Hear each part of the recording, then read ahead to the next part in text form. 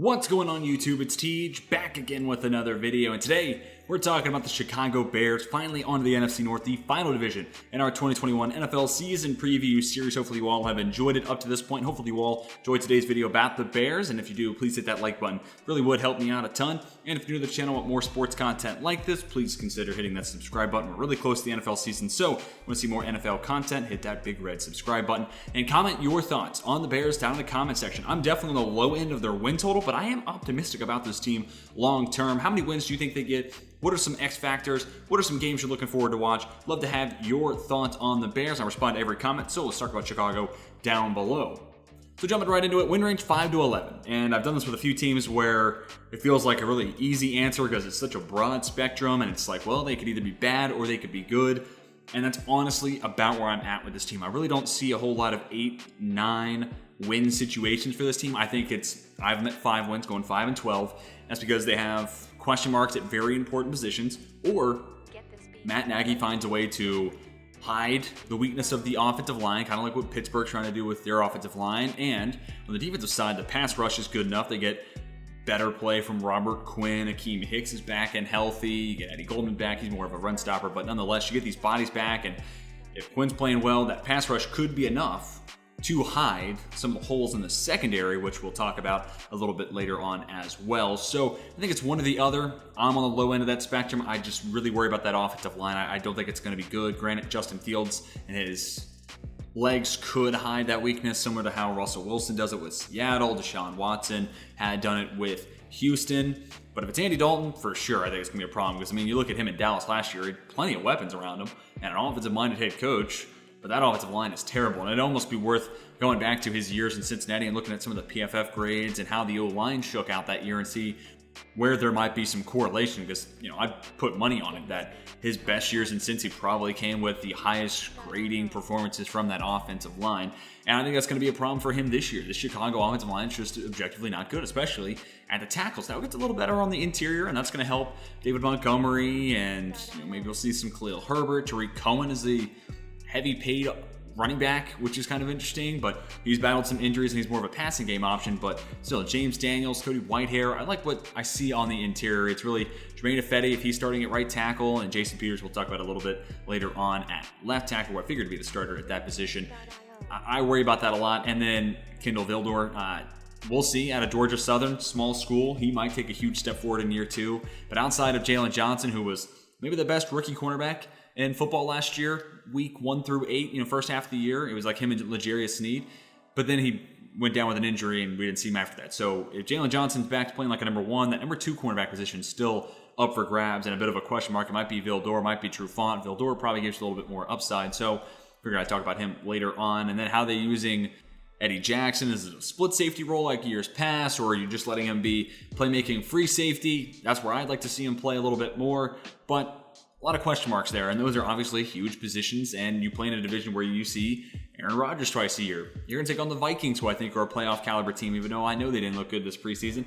And, the Lions, sure, those are a couple layup games. But, Detroit, Chicago games always get weird. Maybe you don't win both. So, I don't know. I'm definitely on the low end of the spectrum, but it could go one of 2 very different ways for Chicago for sure. Realistic goal, Justin Fields flashes. And that is the most important thing coming out of this year. If Fields looks good, it saves Matt Nagy's job, and it almost certainly then saves Ryan Pace's job. I think Nagy should have a little bit more of a grip on his position, regardless of how this year turns out, because he's taken his team to the playoffs 2 of the last 3 years. He's got a winning record with Trubisky and Nick Foles, which is just remarkable. So with that said, if Fields looks good, he's definitely keeping his job, and it's a big break for Ryan Pace. He finally got the quarterback position right. And overall for this team, if Fields looks like a future starting quarterback, and he looks like the guy who I had as my number 3 player in the class, superstar potential, you can say, okay, let's figure out the offensive line. Let's re-sign Allen Robinson. Let's get more plays drawn up for Darnell Mooney. Let's get creative with him. We have David Montgomery, Tariq Cohen, Khalil Herbert.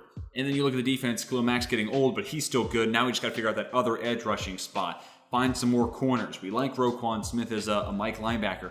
There's pieces in place where really, with one really solid offseason, maybe 2 good ones, you put yourself in a position where, depending on where Aaron Rodgers is at, you might be the best team in your division. And that ultimately has to be the goal in mind for Chicago, right? You're probably not winning a Super Bowl this year. If you want to put a long shot bet on the Bears, I wouldn't hate it because the odds are, favorable enough to where if they somehow did it, you would make a king's ransom. But realistically speaking, this Bears team is not there yet. So you're looking a year or two away, and if Fields flashes, shows you he can be that star level quarterback that we almost all of us saw him as during the draft process, that is the biggest W you could take away from the win-loss column. Reach goal, make the playoffs. I mean, maybe Fields starts week 3 or something, or he's starting pretty early on and he hides the weakness of the offensive line, but the interior is good enough to where you can still have a good running game. The play action is working off it, and then the pass rush is good enough to maybe hide some of the weaknesses in the secondary, and you could look at a situation where Matt Nagy has that offense efficient enough, they're scoring, maybe the top half of the NFL,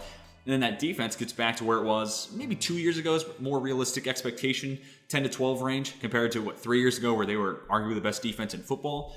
If all that breaks out, this team could be, maybe in that 11-6, 12-5 mark. Especially if the Vikings take a step back, it'd probably coincide with both those things happening. But if the Vikings took a step back and the Bears had everything hit in the right direction, there's no reason this team can't get back to the playoffs like they have been 2 of the last 3 years. So it has to be a solid reach goal there for Chicago. Some X factors, Jason Peters. They just brought this guy in off the streets. Right now he's not the official left tackle on the depth chart, but have a hard time thinking he's not going to be.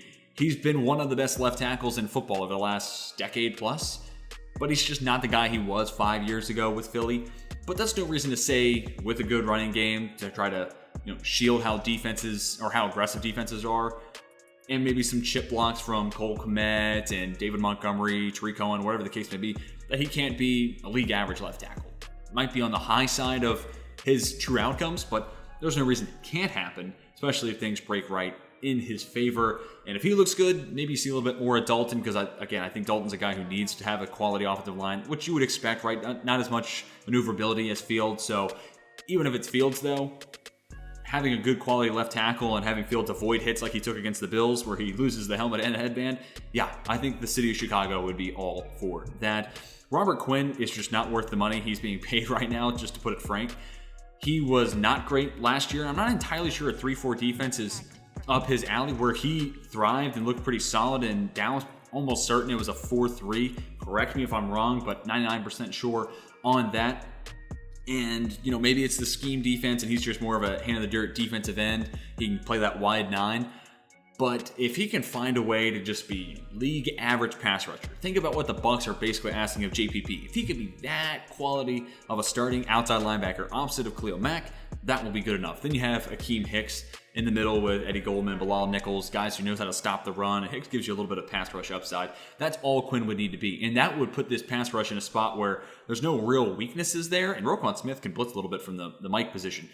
But all that to say, if the pass rush is very good to great, it hides some of the weaknesses in the secondary, which takes us to our final X factor, Kendall Vildor, coming out of Georgia Southern, small school. He made a lot of plays there back in college, but now it's time to do it at the NFL level. And the reason I put him over Desmond Trufant's the safer play, right? He's been around the league for a while, but we know what Trufant is.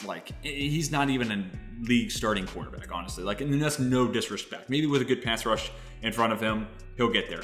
Trufant has logged plenty of quality years in the NFL, and he has reached a level, obviously, I am not at. So that is in no way slander against this man's name, but he's just not that dude anymore. He is just not a good plus-level starting cornerback anymore. Age is caught up. Maybe with a good pass rush, he can be fine, but even then, I'm not entirely sure that's enough to get this Bears defense and team overall to a point where they want to be.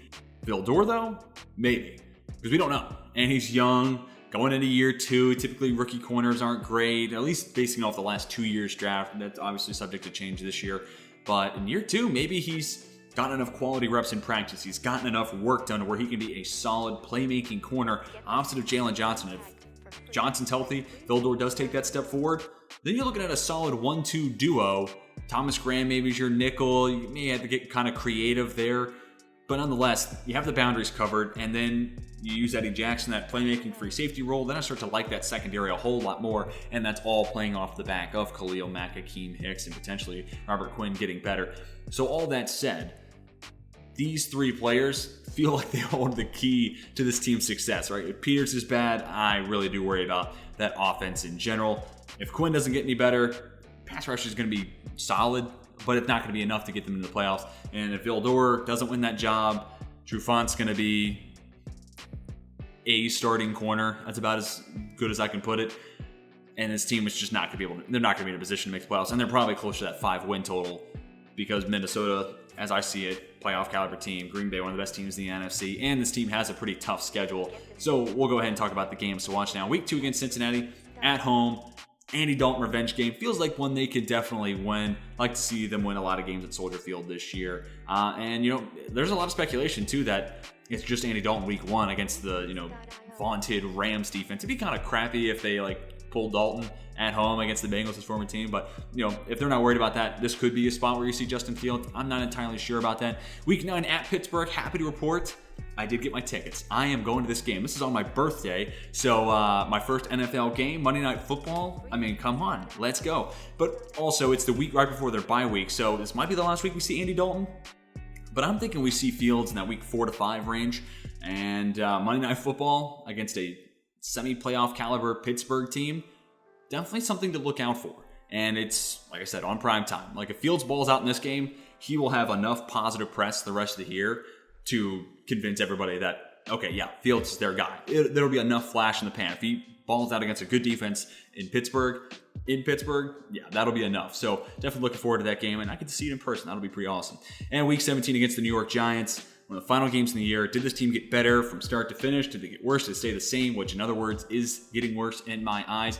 But it's also two teams with solid rosters. I like the Giants roster. If we're excluding the QB position, I think I'd like the Giants roster a little bit more. Both have some question marks across the offensive line and, of course, at the quarterback position. Right now, feels like the Bears have their guy of the future. Giants, big question mark. But two teams that are on the outside looking in when it comes to playoff picture in my eyes. But maybe things break right, and Fields looks really good right away. Jones takes that year 3 leap, and maybe these two teams are fighting for a wild card spot. That would be really fun. Chicago, New York going at it Week 17, trying to get into the playoffs as one of those last spots, wild card, whatever the case may be. That'd be really fun to watch. But that is going to do it for my 2021 Chicago Bears season preview video. Tell me what you think about this team down in the comment section. How many wins do you think they get? What do you think of Justin Fields? Who are some other X factors? And what are some games you're looking forward to watching them play? Hope you all enjoyed today's video. If you did, please hit that like button. It seriously would help me out a ton. And if you're new to the channel, want more football content in your life, hit that subscribe button. That's going to do it for today's video. Hope you all have a fantastic rest of your day. And until next time, my name is Tej, and I'm signing off.